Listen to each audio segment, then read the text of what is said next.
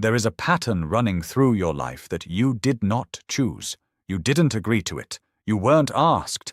It was installed in you before you were old enough to evaluate whether you wanted it, through the people around you, the institutions you passed through, the culture you were immersed in before you had the cognitive tools to examine it. And it is shaping, right now, what you believe is possible for you, what you believe you deserve, what you believe you are allowed to want. This is not a conspiracy theory. There is no singular group that designed it. No memo was sent. No meeting was held. It is something stranger and more diffuse than that. It is the aggregate effect of every system, institution, and social structure that benefits from you not fully knowing your own value, not claiming your full range of possibility, not questioning too thoroughly the assumptions about who you are and what you are capable of. The pattern is this. You have been taught to limit yourself using your own mind, and the mechanism by which it happens is one of the most thoroughly documented processes in all of social psychology. By the end of this, you'll understand the specific mechanisms, the research, the documented ways in which social systems shape individual psychology to produce compliance, self-limitation, and the internalization of external ceilings, and what it actually takes to step outside a pattern that most people never fully see. There is a concept in social psychology called self-concept. Your self-concept is the collection of beliefs you hold about yourself, who you are, what you are capable of, what your value is, how you are seen by others and should be seen.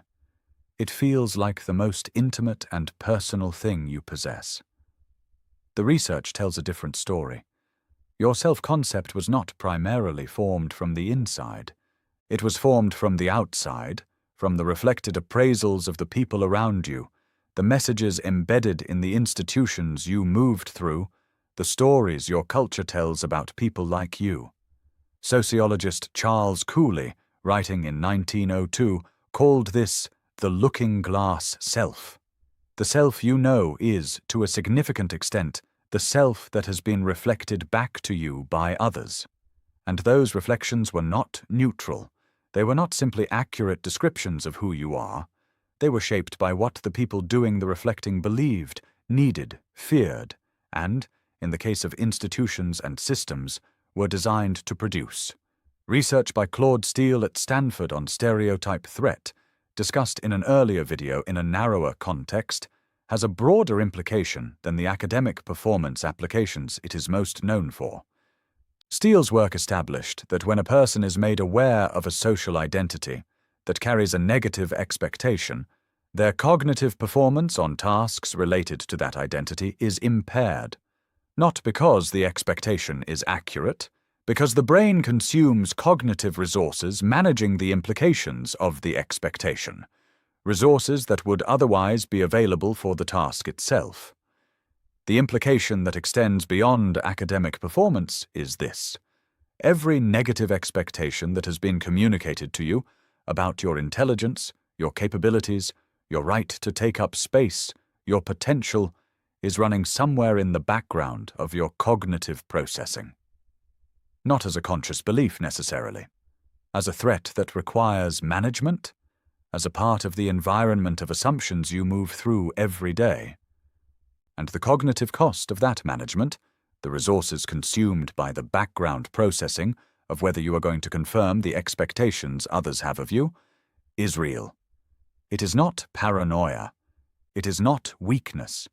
It is the documented neurological cost of existing in a social environment whose expectations about you are below what you are actually capable of. Here is the mechanism through which those external expectations become internal beliefs. It is called internalization, and it operates through a process so ordinary, so ubiquitous, so embedded in the texture of daily social life that most people never identify it as the process it is. Sociologist Peter Berger described social reality as a product of continuous human construction. The norms, rules, and beliefs that organize social life are not natural facts about the world. They are human inventions, agreements, sometimes explicit and sometimes entirely implicit, about how things are and how they should be. But these socially constructed realities, once established, are experienced by the individuals born into them as simply the way things are. The child does not experience the social norms of their culture as inventions that could be different. They experience them as reality, as the ground on which they stand. And the beliefs about themselves that they absorb from this social reality are experienced similarly as simply true, not as one possible story about who they are, as the accurate account. Leon Festinger's work on cognitive dissonance, the discomfort of holding two contradictory beliefs simultaneously, explains why this internalization is so difficult to reverse. When a person encounters evidence that contradicts their internalized self-concept, the cognitive system experiences dissonance. And the primary strategy for resolving dissonance is not, as might be hoped, to update the belief. It is to discount the contradictory evidence. The person who has internalized a self-concept of limited capability does not easily revise upward when confronted with evidence of their own competence. They explain the competence away, as luck, as a fluke, as a performance they could not sustain. The internalized ceiling is maintained not by external pressure in this phase, but by the person's own cognitive system. The outside has done its work. The inside is now maintaining it. Here is the most direct research evidence for how this operates in practice. Solomon Asch's conformity experiments, conducted in the 1950s, are among the most cited in social psychology. Participants were shown a line and asked to identify which of three other lines was the same length. The answer was obvious. But when Confederates in the group unanimously gave the wrong answer, a significant proportion of real participants agreed with the obviously incorrect answer rather than trust their own perception. Not because they genuinely saw the line differently, because the social pressure to conform, the implicit message that disagreeing with the group carried social costs, was sufficient to override direct sensory evidence. The participants knew, in many cases, that they were giving a wrong answer. They gave it anyway. Asch's experiment documented conformity under laboratory conditions where the stakes were minimal and the time frame was brief. The conformity that operates in real social life is more powerful. The stakes are higher. The time frame is years or decades. The social pressure is not from strangers in a lab, but from family, institutions, and communities whose approval and continued relationship actually matter. And crucially, the message being conformed to is not about the length of a line. It is about who you are, what you are capable of, what you deserve, what is realistic for someone like you. The social pressure to agree with those assessments, to conform your self-perception to what the significant people and institutions around you have communicated, is one of the most powerful forces in the shaping of human behavior, and it operates almost entirely below the level of conscious awareness. There is a concept called the Overton window. In political discourse, the Overton window refers to the range of ideas that are considered acceptable within a given time and place. Ideas outside the window are treated as extreme, unrealistic, or unworthy of serious consideration, not because they have been evaluated and found lacking, but because they are outside the range of what the current social consensus treats as thinkable. Every person has a personal Overton window, a range of possibilities for their own life that feels realistic, acceptable, thinkable. Outside that window, too ambitious, too presumptuous, too much, not realistic for someone like me. That personal Overton window was shaped by the same forces that shape the political one. By what the people around you treated as reasonable, by what the institutions you moved through communicated was possible for people of your background, your gender, your class, your race, your level of education, by the stories you absorbed implicitly about what lives like yours could look like. Research by Jacqueline Eccles at the University of Michigan on expectancy value theory in education documented how students' beliefs about their own capabilities, which strongly predicted their academic choices and achievements, were shaped not primarily by their actual abilities, but by the messages they received from teachers, parents, and the broader educational culture about what students like them were expected to achieve. The ceiling was communicated, and the students, internalizing the communicated ceiling, organized their choices and efforts around it. Not because the ceiling was real, because it had been made to feel real through repetition, authority, and social consensus. The most effective limitations are not external. They are the ones that have been successfully installed inside. Here is the mechanism through which this plays out in adult life, long after the original installation.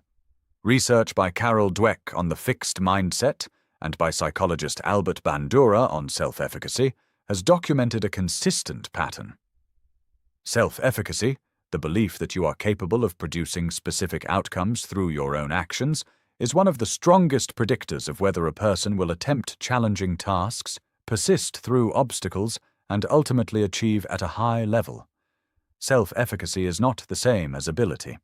A person can be highly capable and have low self-efficacy, the belief that they cannot produce the outcomes their capability would actually allow. This gap between capability and self-efficacy is not random. It is not distributed evenly across the population.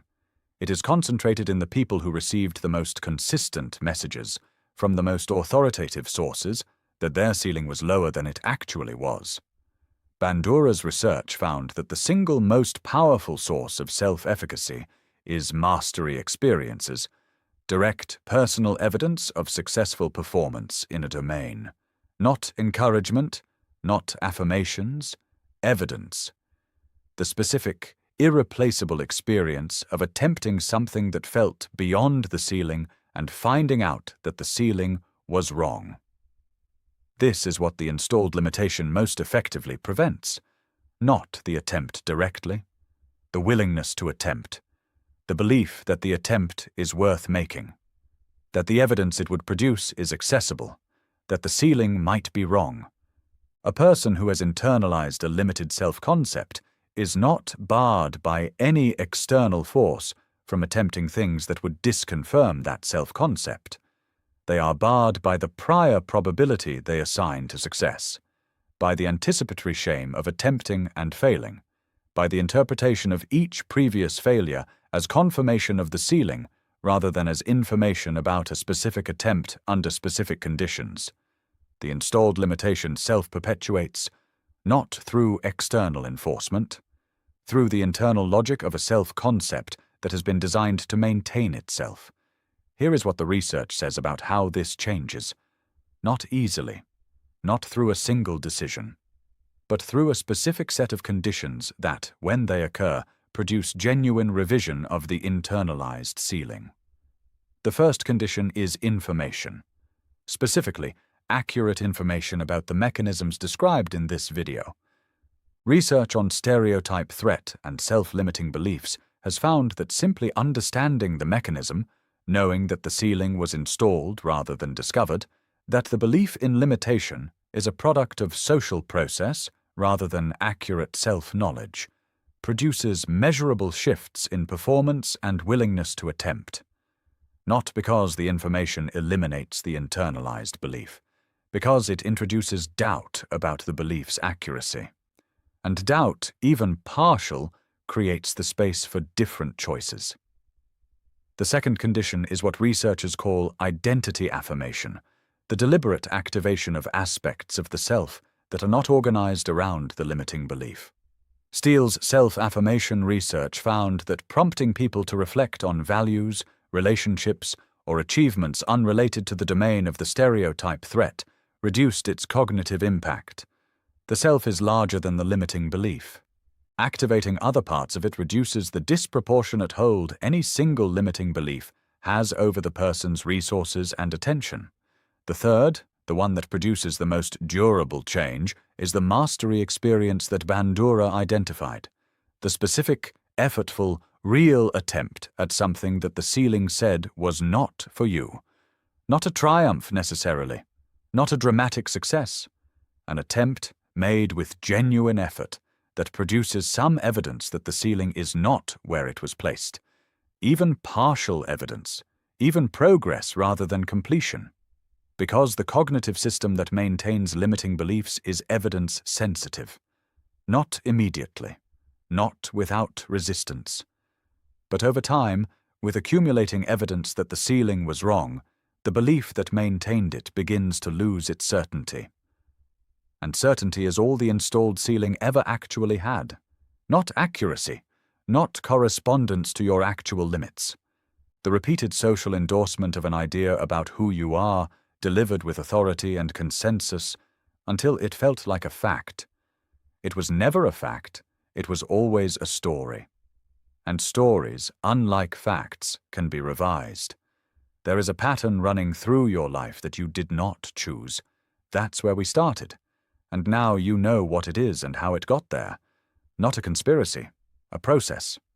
The aggregate result of systems and institutions and social processes that communicate, in 1,000 ways both explicit and implicit, a version of who you are that serves the continuation of those systems more than it serves your actual development.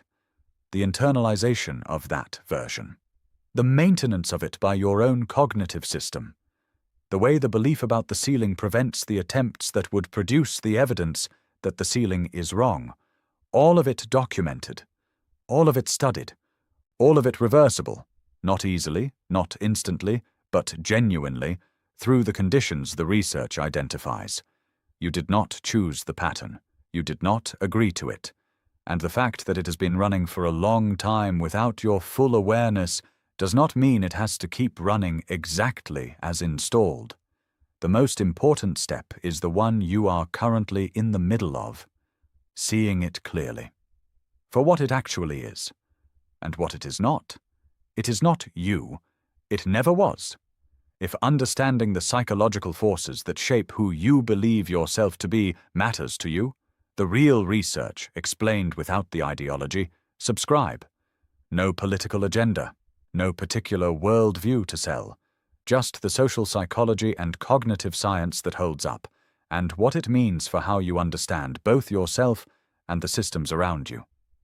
The next video goes into how groupthink works, and why otherwise intelligent, independent-minded people consistently fail to notice when it is happening to them. Hit subscribe. That one is worth staying for. There is a specific finding from research on power and psychology that makes this entire framework more concrete. It concerns what happens when people are given access to power, even minimal temporary power in a laboratory setting, and how quickly their self-concept responds. Research by Adam Galinsky at Columbia Business School found that priming participants with a sense of power, having them recall a time when they felt powerful, or assigning them to a high-power role in a simulation, produced measurable changes in how they processed information, assessed risk, and evaluated their own capabilities. High-power priming produced more optimistic self-assessments, more willingness to take action, more confidence in the accuracy of their own perception. Low-power priming produced the opposite. More deference to others' assessments, more self-doubt, more tendency to modify their expressed views in the direction of what they believed the group expected. The implications are significant. The self-concept that any individual carries is not a stable, fixed reflection of their actual capabilities. It is responsive to context, to the power dynamics of the situations they move through, to the messages those situations communicate about their value and their authority over their own experience.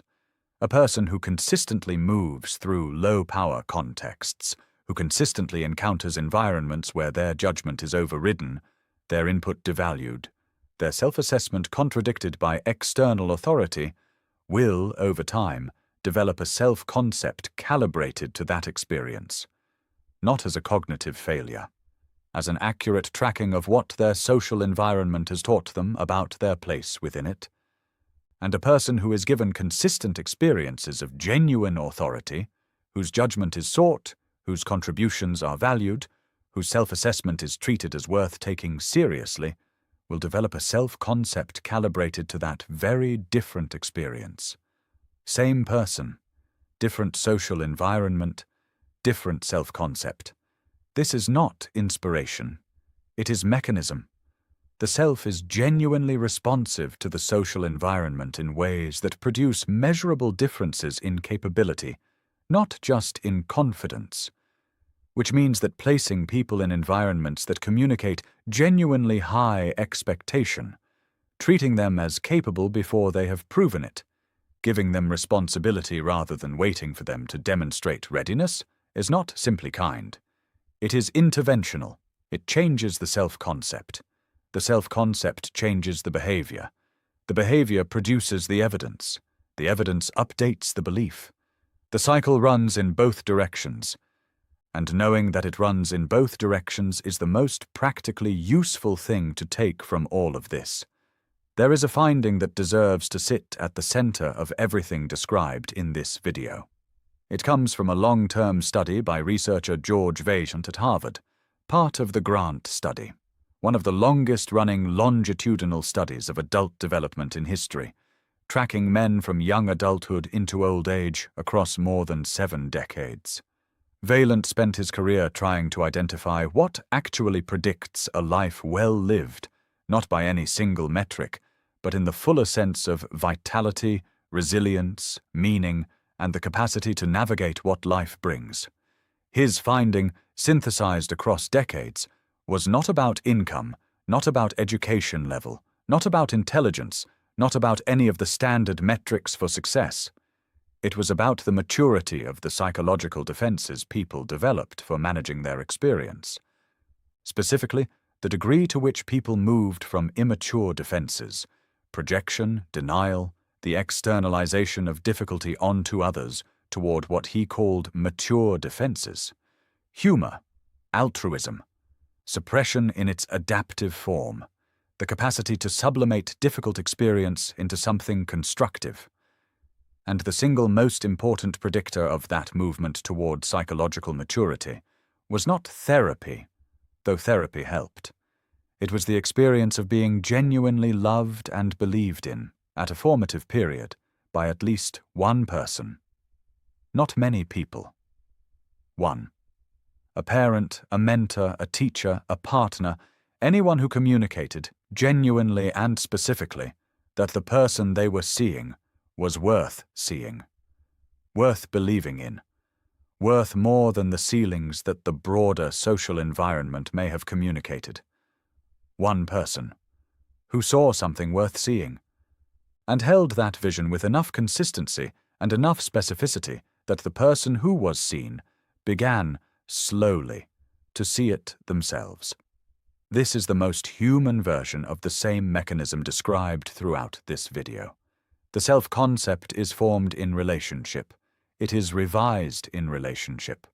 The pattern that was installed without your consent can be interrupted and gradually replaced by a different kind of relational experience, one that tells a different story about who you are, and that keeps telling it, until you begin to believe it too, not because you were manipulated into a false picture, because the true picture, the one the limiting story was always blocking, was finally allowed to become visible.